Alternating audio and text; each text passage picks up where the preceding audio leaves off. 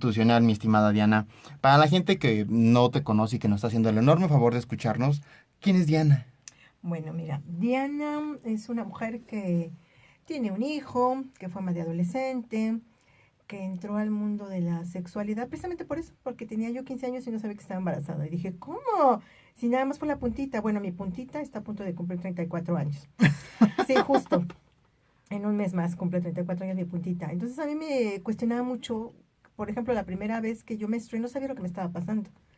Y todas esas cuestiones que parecieran ahora con los chavos y las chavas tan naturales, para mí eran una interrogante muy fuerte. Yo empezaba a sentir que mi cuerpo cambiaba y no entendía lo que me pasaba.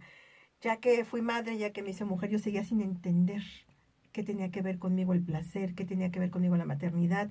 Todo lo que tenía que ver con mi corporalidad era un terreno desconocido para mí. Y cuando mi hijo empezaba la pubertad, yo tenía necesidad de enseñarle lo que yo no había aprendido Claro. en esa edad. Y accidentalmente, caminando con él yendo al cine, encontramos un lugar donde daban talleres de uso de condón, Mm, ujú. que es una institución de la que yo salí maravillada, me cambió la vida, Ave de México. Estaba dando en una época difícil, donde el boom del SIDA llegaba a México, y yo dije, mi hijo tiene que saber, porque yo no Claro. quiero que mi hijo resulte que también va a ser papá, sin que sepa ni siquiera lo que pasó.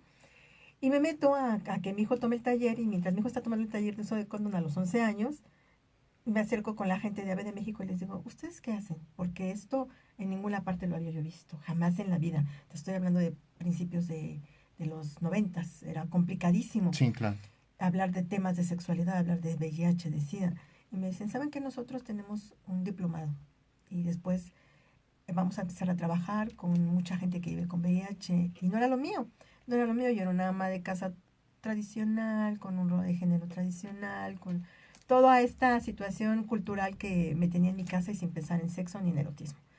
Y me voy acercando al mundo de la sexualidad primero a través de Ave de México, después a través de Mucho del Chopo, con uno de mis maestros que adoro, con Oscar Chávez Lanz, y empiezo a conocer gente maravillosa que se dedica a esto. Juan Carlos Hernández Meijuero, Eusebio Rubio, gente que son mis gurús.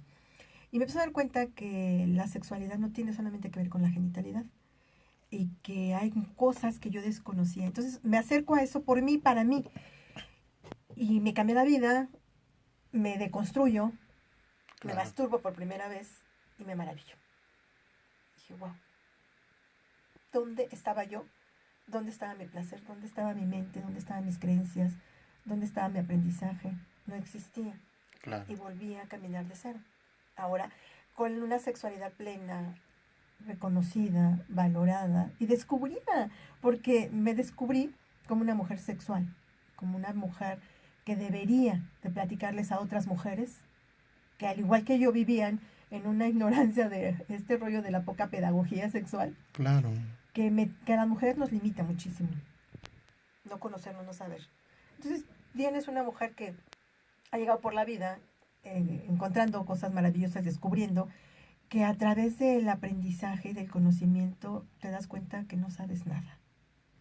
Yo no sé nada, sigo sin saber nada y yo creo que voy a morir sin saber nada. Me pongo a trabajar un poco con violencia sexual por una cuestión también personal. Me pongo a tratar de saber qué tiene que ver que la gente, un hombre, use tu cuerpo sin que tú lo quieras. Claro. Empiezo a trabajar con niñas y con niños y me encuentro con un fenómeno aterrador, el abuso sexual infantil incestuoso. Y de ahí dije, bueno, yo de aquí tengo que empezar a enseñarles a quien me quiere escuchar que no es normal que a una niña y a un niño, un adulto lo use, la use, y que debemos de hablar de sexo, sobre todo en las escuelas. Que un niño y una niña que tiene conocimientos de su sexualidad es un niño o una niña que va a poder aprender a cuidarse y a decir no. Aquí